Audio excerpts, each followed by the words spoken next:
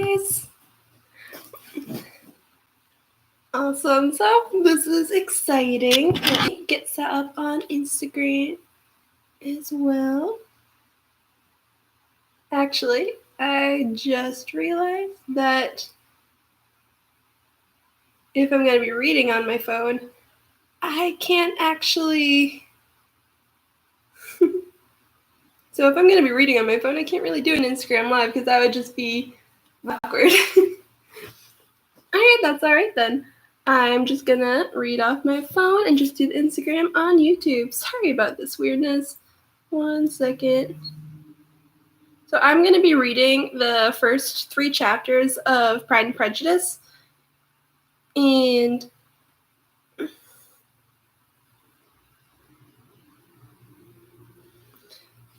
I kind of want this to be a series, so hopefully tomorrow I'm going to be reading more and everything. And it just seems like fun thing to do. I'm stuck at home because of the coronavirus, of course. And if you like it, then I'd really appreciate it if you buy me a coffee. I have the link in the description. That would be really nice, and I would definitely really appreciate it. All right, and so now we are doing Pride and Prejudice. That's my dog, Charlie. Charlie. Sorry about that. He barks at everything. You're okay, bud.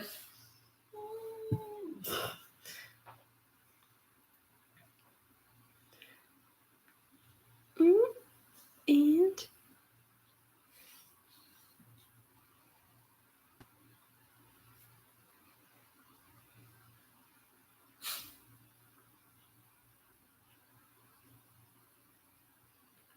all right, Pride and Prejudice, Chapter 1. It is a truth universally acknowledged that a single man in possession of a good fortune must be in want of a wife. However little known the feelings or views of such a man may be on his first entering a neighborhood, this truth is so well fixed in the minds of the surrounding families that he is considered as the rightful property of some one or other of their daughters. "My dear Mr. Bennet," said his lady to him one day, "have you heard that Netherfield Park is let at last?" Mr. Bennet replied that he had not. "But it is," returned she, "for Mrs. Long had just been here and she told me all about it." Mr. Bennet made no answer. "Do you not want to know who has taken it?" cried his wife impatiently. "You want to tell me, and I have no objection to hearing it." This was invitation enough. "Why, my dear, you must know, Mrs. Long says that Netherfield is taken by a young man of large fortune from the north of England, that he came down on Monday in a chaise and 4 to see the place, and was so much delighted with it that he agreed with Mr. Morris immediately, that he is to take possession before Michaelmas, and some of his servants are to be in the house by the end of next week." "What is his name?" "Bingley." "Is he married or single?" "Oh, single, my dear, to be sure. A single man of large fortune, 4,000 or 5,000 a year. What a fine thing for our girls." "How so? How can it affect them?" "My dear Mr. Bennet," replied his wife, "how can you be so tiresome? You must know that I am thinking of his marrying one of them." "Is that his design in settling here?" "Design? Nonsense! How can you talk so? But it is then very likely that he may fall in love with one of them, and therefore you must visit him as soon as he comes." "I see no occasion for that. You and the girls may go, or you may send them by themselves, which perhaps will still be better, for as you are as handsome as any of them, Mr. Bingley might like you the best of the party." "My dear, you flatter me. I certainly have had my share of beauty, but I do not pretend to be anything extraordinary now. When a woman has 5 grown-up daughters, she ought to give over thinking of her own beauty. In such cases, a woman has not often much beauty to think of.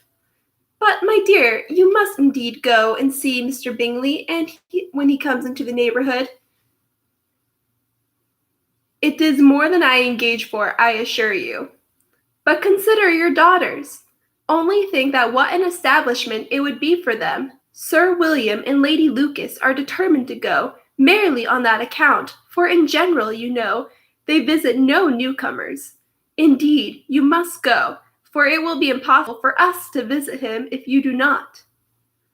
You are over-scrupulous, surely. I dare say Mr. Bingley will be very glad to see you, and I will send a few lines by you to assure him of my hearty consent to his marrying whichever he chooses of the girls, though I must throw in a good word for my little Lizzie. I desire you do no such thing. Lizzie is not a bit better than the others, and I am sure she is not half so handsome as Jane, nor half so good-humored as Lydia, but you are always giving her the preference. They have none of them much to recommend them, replied he. They are all silly and ignorant, like other girls, but Lizzie has something more of quickness than her sisters. Mr. Bennet, how can you abuse your own children in such a way? You take delight in vexing me. You have no compassion on my poor nerves. You mistake me, my dear. I have a high respect for your nerves. They are my old friends. I have heard you mention them with consideration these 20 years at least. Ah, you do not know what I suffer. But I hope you will get over it and live to see many young men of 4,000 a year come into the neighborhood. It will be no use to us if 20 such should come, since you will not visit them. Depend upon it, my dear, that when there are 20, I will visit them all. Mr. Bennet was so odd a mixture of quick parts, sarcastic humor, reserve, and caprice, that the experience of 23 years had been insufficient to make his wife understand his character. Her mind was less difficult to develop. She was a woman of mean understanding, little information, and uncertain temper. When she was discontented, she fancied herself nervous. The business of her life was to get her daughters married. Its solace was visiting and news. And that is the first chapter. Things are starting to heat up because there's a new person living at Netherfield. He is rich. I love this book. It's one of my favorites. And thanks everyone for tuning in. I'm really happy to have 2 viewers. That's really exciting, actually. That's actually like one more than I was expecting. So thank you. And just remember, if you guys are liking it, then I would really appreciate it if you buy me a coffee, although I totally understand if you can't, but I would appreciate it. So, and yeah, Michael, you're right. About your nerves are my old friends. It's a great line, right? This book is so funny. All right. And now we are going to go on to chapter 2.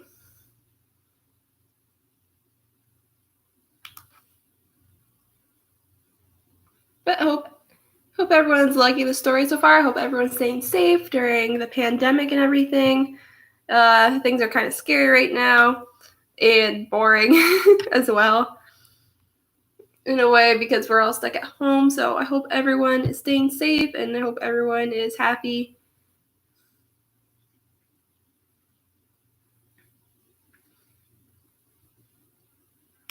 And all right, chapter 2. All right. I hope Mr. Bingley will like it, Lizzie. Sorry. So I switched over to a free books app because I was reading it off of an excerpt off of Google Books, but it looks like the free book just is missing the first line of every chapter. So I'm going back to the Google Books.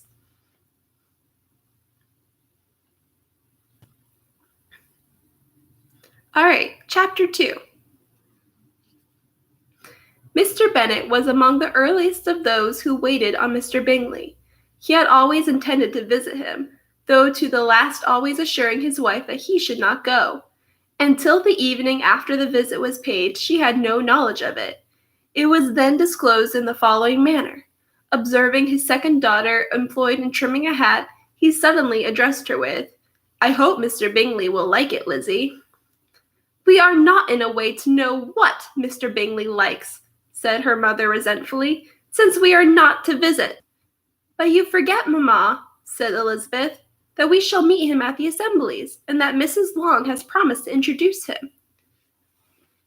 "I do not believe Mrs. Long will do any such thing. She has 2 nieces of her own. She is a selfish, hypocritical woman, and I have no opinion of her."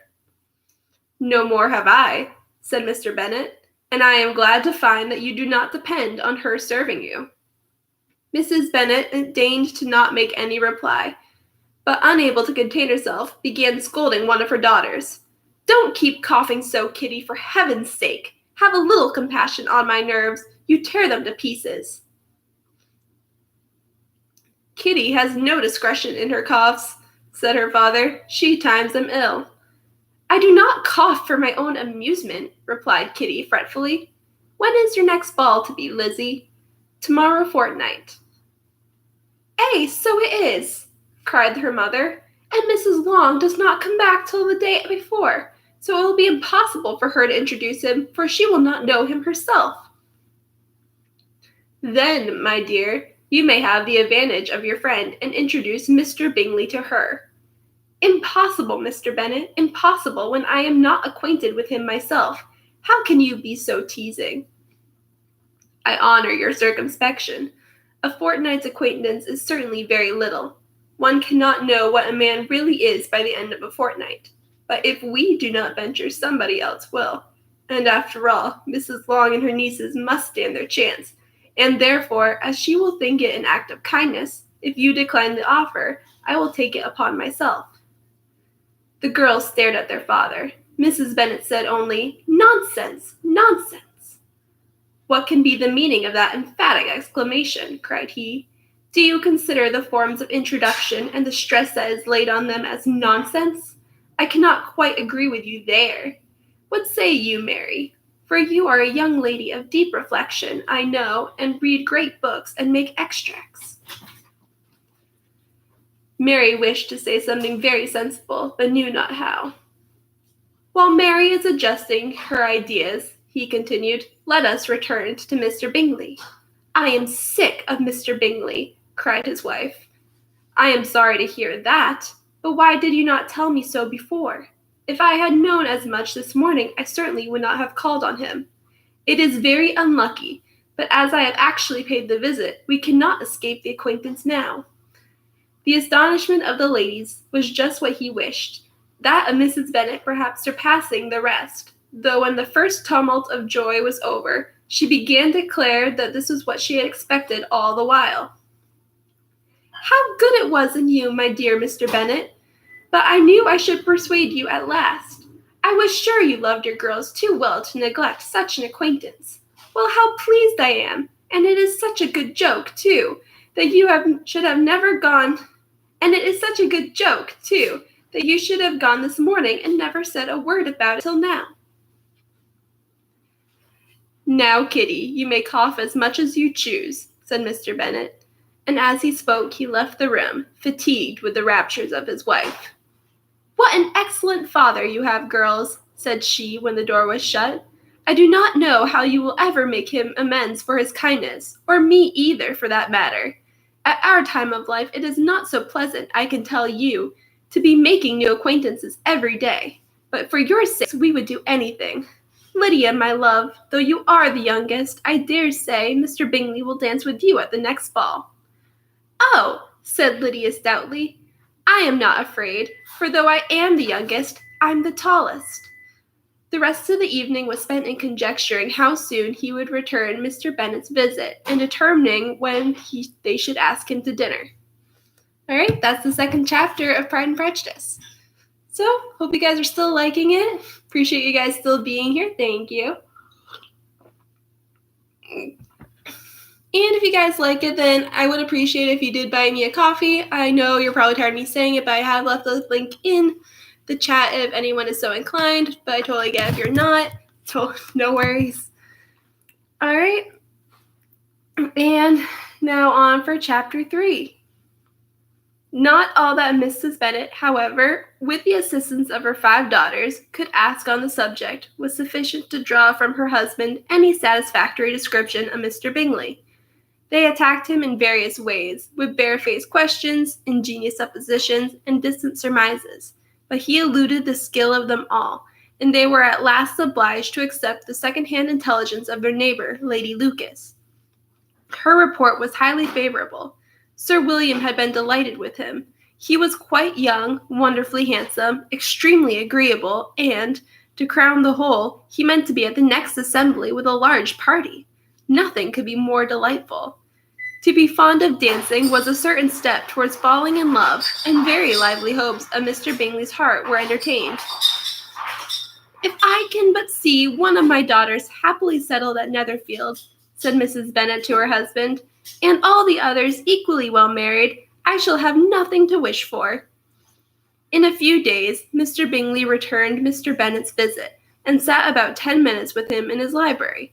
He had entertained hopes of being admitted to a sight of the young ladies, of whose beauty he had heard much, but he only saw the father. The ladies were somewhat more fortunate, for they had the advantage of ascertaining from an upper window that he wore a blue coat and rode a black horse. An invitation to dinner was soon afterwards dispatched, and already had Mrs. Bennet planned the courses that were to do credit to her housekeeping, when an answer arrived which deferred it all. Mr. Bingley was obliged to be in town the following day, and consequently unable to accept the honor of their invitation, etc.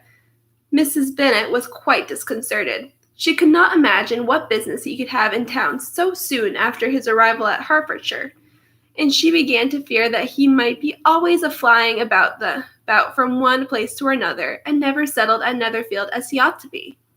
Lady Lucas quieted her fears a little by starting the idea of his being gone to London only to get a large party for the ball, and a report soon followed that Mr. Bingley was to bring 12 ladies and 7 gentlemen with him to the assembly.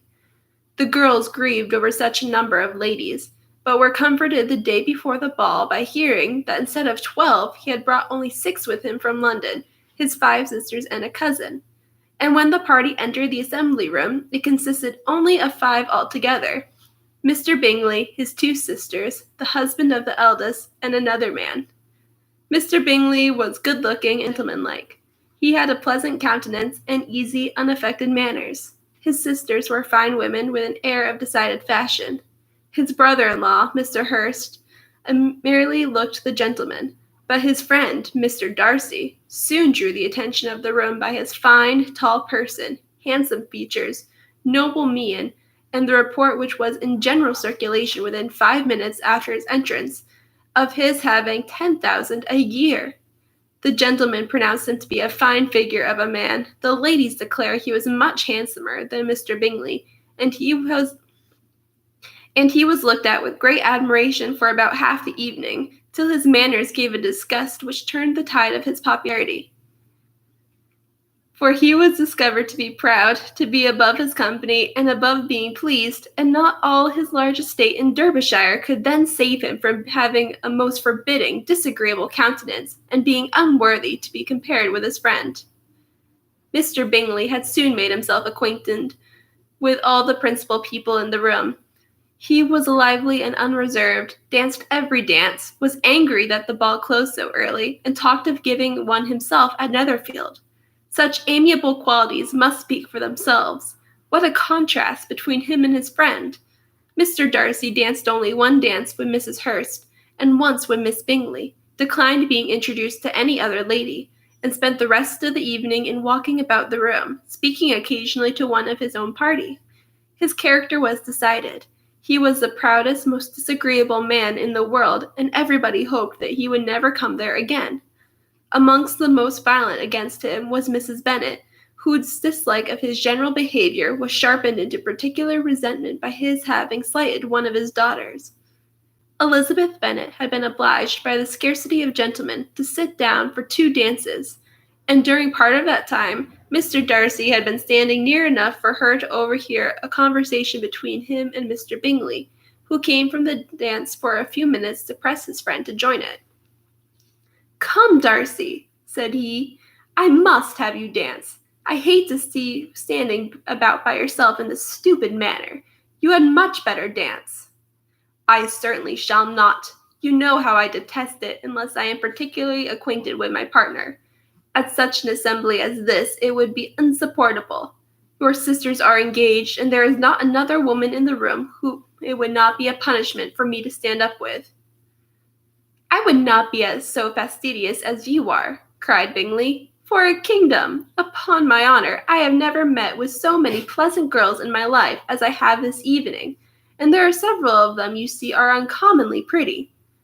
You are dancing with the only handsome girl in the room, said Mr. Darcy, looking at the eldest Miss Bennet. Oh, she is the most beautiful creature I have ever beheld. But there is one of her sisters sitting down just behind you who is very pretty, and I dare say very agreeable. Do let me ask my partner to introduce you. Which do you mean? And turning round, he looked for a moment at Elizabeth, till catching her eye, he withdrew his own and coldly said, She is tolerable, but not handsome enough to tempt me, and I am in no humour at present to give consequence to young ladies who are slighted by other men. You had better return to your partner and enjoy her smiles, for you are wasting your time with me.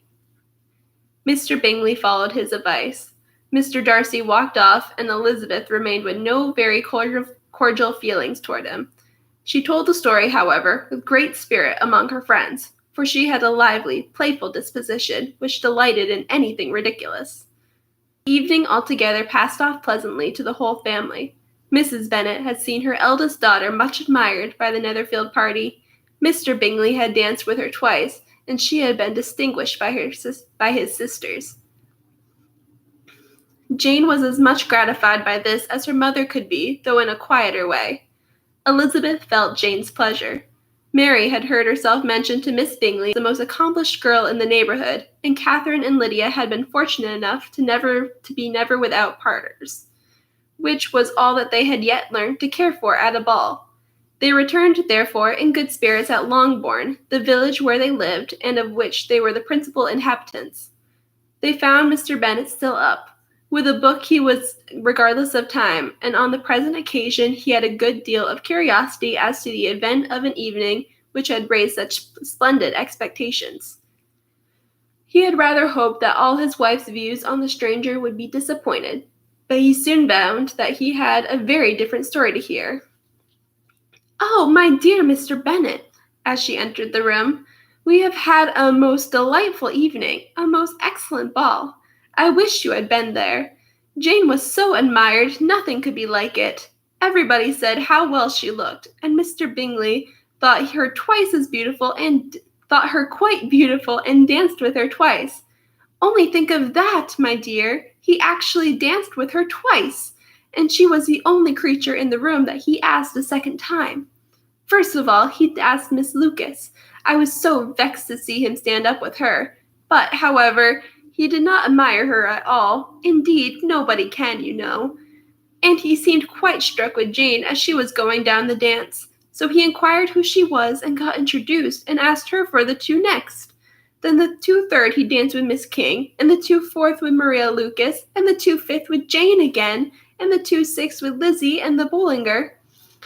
If he had any compassion for me, cried her husband impatiently, he would not have danced half so much. For God's sake, say no more of his partners. Oh, that he had sprained his ankle in the first dance. Oh, my dear, continued Mrs. Bennet, I am quite delighted with him. He is so excessively handsome, and his sisters are charming women. I never in my life saw anything more elegant than their dresses. I dare say the lace upon Mrs. Hurst's gown. Here she was interrupted again. Mr. Bennet protested against any description of finery. She was therefore obliged to seek another branch of the subject, and related, with much bitterness of spirit and some exaggeration, the shocking rudeness of Mr. Darcy. But I can assure you, she added, that Lizzie does not lose much by not suiting his fancy, for he is a most disagreeable, horrid man, not at all worth pleasing, so high and so conceited that there was no enduring him. He walked there, and he walked here, and he walked there, fancying himself so great, not handsome enough to dance with. I wish you had been there, my dear, to have given him one of your set-downs. I quite detest the man. And that's the end of chapter 3. So, Mr. Darcy is not great at first impressions. However, I kind of like Mrs. Bennet. I mean, say what you want about her character, but she's very loyal to her daughters, and that is fantastic. But that is the end of the read aloud. I'm going to read aloud more tomorrow, probably around at 10:30 again. And I hope you guys enjoyed it, and thank you so much for joining in. I really appreciate it. And have a good day, and stay safe, everyone.